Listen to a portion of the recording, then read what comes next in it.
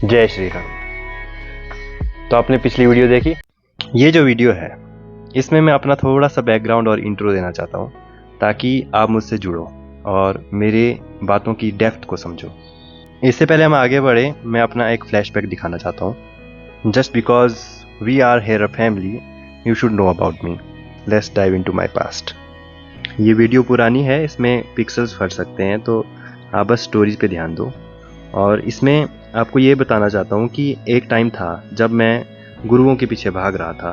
मैं sessions attend करना चाहता था उनके, लेकिन तब भी मैं उनको सुन रहा था अलग अलग सोर्सेज से। काफ़ी सारे गुरु यूट्यूब पर जो हैं, वैसे तो गुरु एक दुनिया अपने आप में ही है, लोग आपको खुद सिखा कर चले जाते हैं। तब भी इस यूनिवर्स ने मेरे को हेल्प किया इन यूट्यूब गुरुओं के थ्रू कि मैं कुछ बातें सीखूं, और मैं उनके सेशन भी अटेंड करना चाहता था। जैसे संदीप महेश्वरी सर, उनके सेशंस के लिए मैं जाना चाहता था।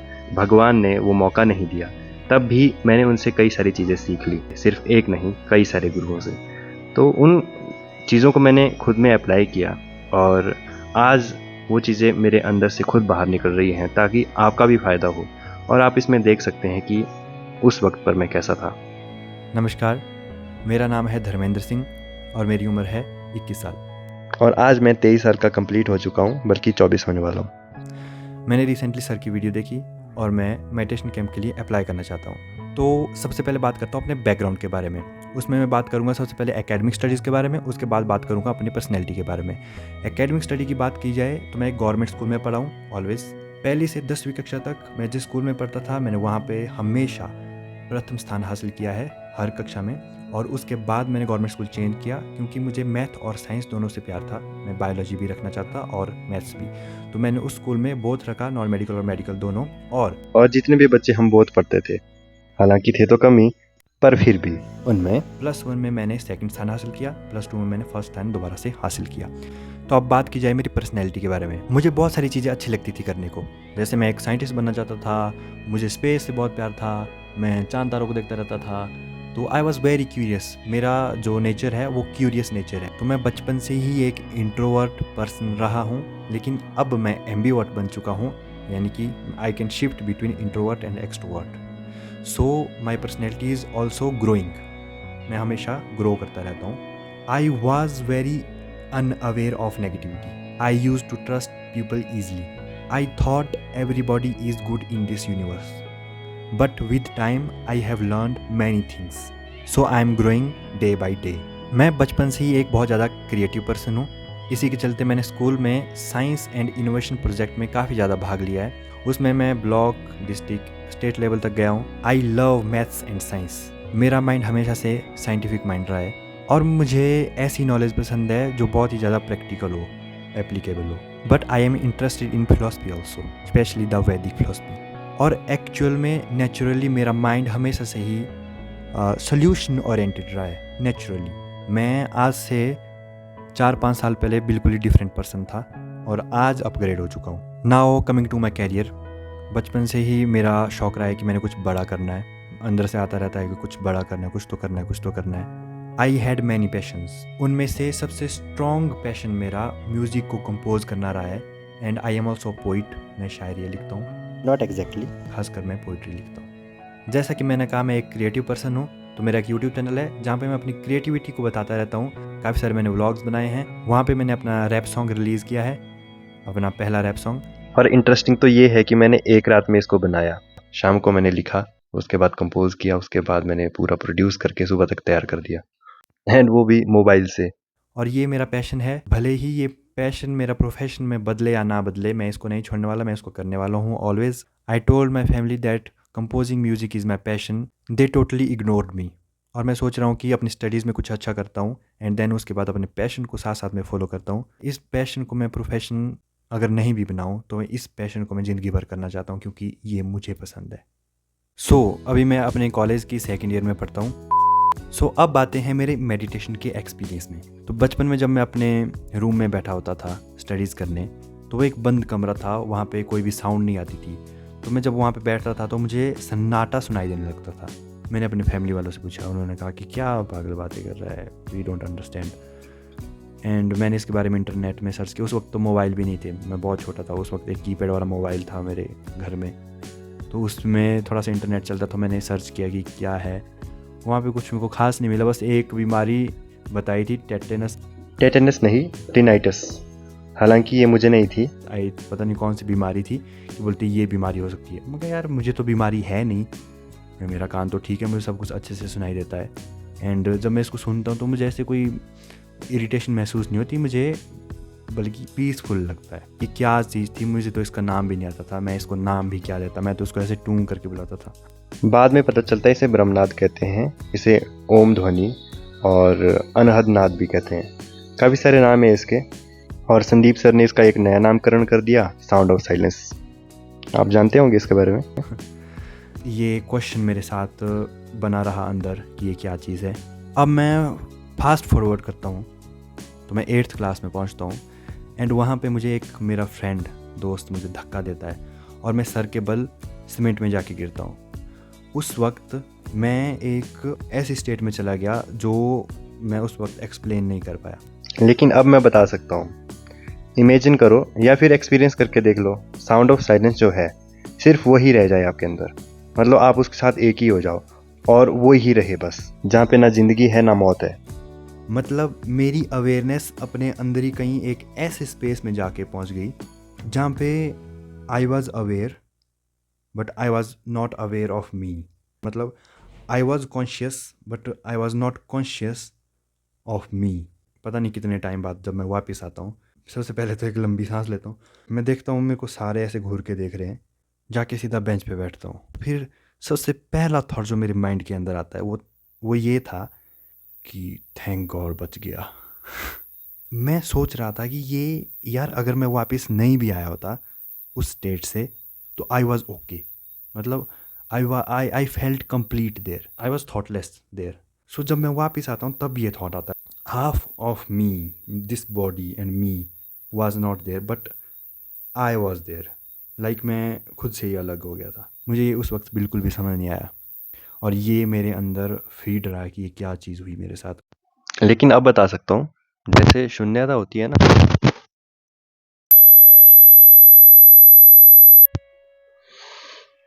देखो अगर आपकी ऑब्जर्वेशन आई ऑन है ना, तो आपने यहाँ पर भी वो ऑब्जर्व कर लिया होगा कि आप तक आवाज़ नहीं पहुंची। इसका मतलब ये नहीं था कि मैं नहीं था, माइक खराब हो गया था ना। वैसे ही ये सिस्टम उस वक्त थोड़ा ख़राब हो गया था कुछ टाइम के लिए।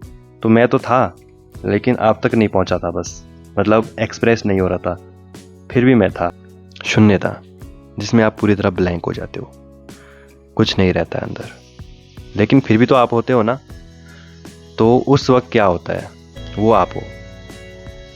तो वो चीज़ मैंने एक्सपीरियंस की थी उस वक्त। मुझे समझ ही नहीं आया क्या हुआ। एंड देन उसके बाद अगर मैं और फास्ट फॉरवर्ड करूं तो जब मैं +1 में पहुंचा, यहाँ तक की स्टोरी तो आपने देख ली, उसके आगे की स्टोरी आपको थोड़ा बहुत बता देता हूँ कि जैसे मैं अपने +1 क्लास में एंटर हुआ तो मेरे अंदर ये क्यूरियोसिटी और ज़्यादा बढ़ गई कि इस यूनिवर्स के बारे में जानना, खुद के बारे में जानना, मैं कहाँ से आया हूँ और ये सब क्या है। तो वो मेरी अंदर की आग बढ़ती ही गई और मैं खोज में आगे ही बढ़ता गया, मैं रुका ही नहीं। और वो खोज मेरे अंदर की खोज थी। बाहर से बस चीज़ें हेल्प कर रही थी कि इस दिशा में जाना है और ये चीज़ें तेरे को हेल्प कर सकती हैं। तो कुछ ऐसे आदमी, कुछ ऐसे आसपास मेरे सोर्सेज थे जिनकी वजह से मैं खुद के अंदर झांक पाया। और फिर आज मैं 24 साल का हूँ।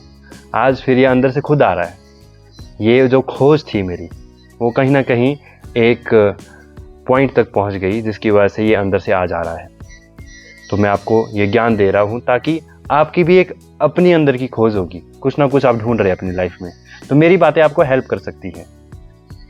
इसलिए मैं आज बोल रहा हूँ, क्योंकि मैंने जो खोजा, जिसमें मैंने इतना समय व्यतीत किया, हो सकता है आपको वो बात कुछ ही चंद सेकंड में समझ आ जाए, कुछ मिनटों में समझ आ जाए, कुछ सेशंस में समझ, कुछ घंटों में समझ आ जाए, या कुछ दिनों में समझ आ जाए, या फिर समझ ना भी आए। तब भी मैं कुछ अपनी एक इंटेंशन, अपनी अटेंशन यहाँ पे दे रहा हूँ जो आप में एक पॉजिटिव इम्पैक्ट ही लाएगी। क्योंकि मैं इस इंटेंशन से तो कह नहीं रहा हूँ कि आपका कुछ बुरा करना है, जो मेरी इंटेंशन है वो आपका भला करना है। तो आप जस्ट मुझे देखकर थोड़ा सा आपके अंदर एक पॉजिटिविटी आएगी। That's why I make this videos. कि आजकल के टाइम में जब कंटेंट की कोई कमी नहीं है, एआई ऐसा कंटेंट थोक में बना सकता है और अच्छा अच्छा कंटेंट बना सकता है, लेकिन एक चीज़ की कमी है, वो है ह्यूमन अटेंशन, ह्यूमन इंटेंट, उसकी कमी है। तो मेरा जो इंटेंट यहाँ से आप वीडियो के थ्रू महसूस कर पा रहे होंगे, वो आप में एक पॉजिटिव बदलाव ला सकता है, और उसी की कमी है। इसी चीज़ को AI रिप्लेस नहीं कर सकता है फ्यूचर में, क्योंकि आप AI की वीडियोस देखोगे, वो जस्ट कंटेंट है, वो आपके लिए एक नॉलेज है, उससे कोई आपका आंतरिक फ़ायदा नहीं होता है, बस एक मेमोरी बंडल भर जाता है, बाकी कुछ नहीं होता है। तो अगर एक ह्यूमन अटेंशन, इंटेंट, एक नज़र, एक दृष्टि, एक बात जिस नीयत से वो कही गई है, वो नीयत आपको अंदर दिल में छू देती है।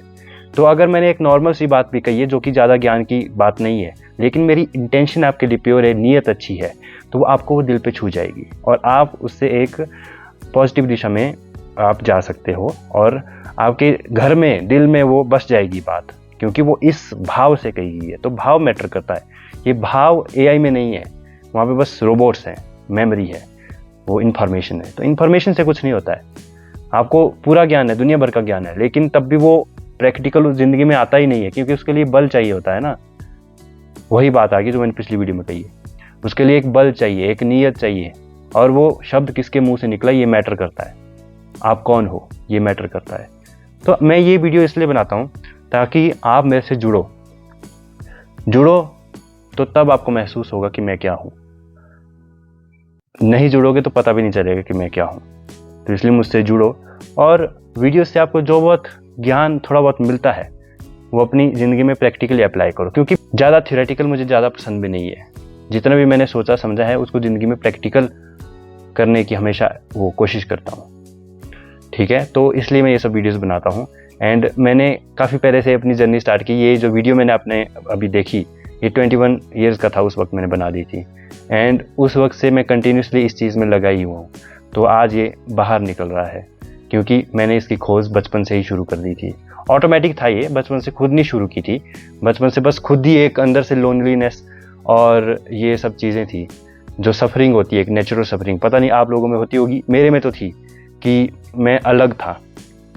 मुझे लगता था कि मैं किसी चीज़ से अलग हूँ, मुझे किसी की ज़रूरत है। तो वो ज़रूरत पहले आदमी अपने माता पिता में, फैमिली में, फिर कहीं बाहर दोस्तों में, कहीं और देखता है। तो आंतरिक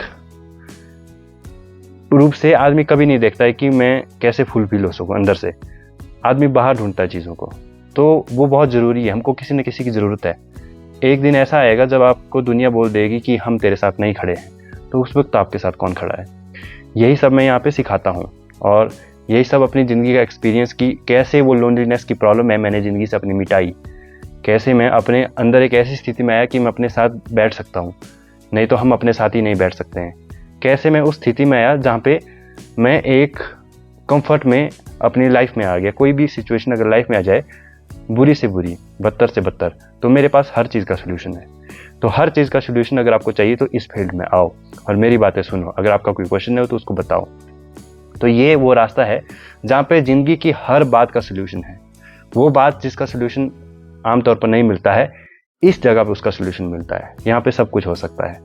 ये है वो जगह जहाँ पे आपको आना चाहिए और जहाँ पे आपको ज़िंदगी का सोल्यूशन ढूंढना चाहिए, क्योंकि ज़िंदगी एक प्रॉब्लम है। ज़िंदगी में एक प्रॉब्लम सॉल्व होती है तो दूसरी प्रॉब्लम क्रिएट हो जाती है, उसी से एक लूप बनता रहता है। प्रॉब्लम चली ही रहती है, कभी ख़त्म नहीं होगी। वो अच्छी बात है, क्योंकि लाइफ में फिर चैलेंज मिलते हैं ना प्रॉब्लम से, अगर वैसे देखोगे उसको। तो प्रॉब्लम होना अच्छी बात है, नहीं तो आप बिजी कैसे रहोगे लाइफ में। लेकिन ये वो पाथ है जहाँ पे आप देख सकते हो कि प्रॉब्लम के होते हुए भी आप प्रॉब्लम से दूर रह सकते हो। एक ऐसी स्थिति होती है जहाँ पे आप सब चीज़ के साथ ओके हो जाते हो। तो ये वो आंतरिक रास्ता है जहाँ पे सबको आना चाहिए, और ये कोई ज़्यादा टफ रास्ता भी नहीं है। यहाँ पे कोई आपको बहुत कुछ करना भी नहीं होता, बस समझना होता है। अपनी समझ को ठीक कर लो, बाकी सब अपने आप धीरे धीरे ठीक होता है। तो ये कंटिन्यूस इवोल्यूशन का पाथ है। यहाँ पे आदमी रुकता नहीं है, कंटिन्यूसली यहाँ पे नई नई चीज़ें सीखता है और ज़िंदगी में आगे बढ़ता है। तो इस सब के लिए मैं ये सब वीडियोस बनाता हूँ। हो सकता है आपको इसका फ़ायदा मिले, इसलिए मैं वीडियो बनाता रहूँगा। And this helps me out कि मैं अपने अंदर चीज़ें झांक कर देखता हूँ और मेरे को नई नई चीज़ें अपने अंदर से पता चलती है।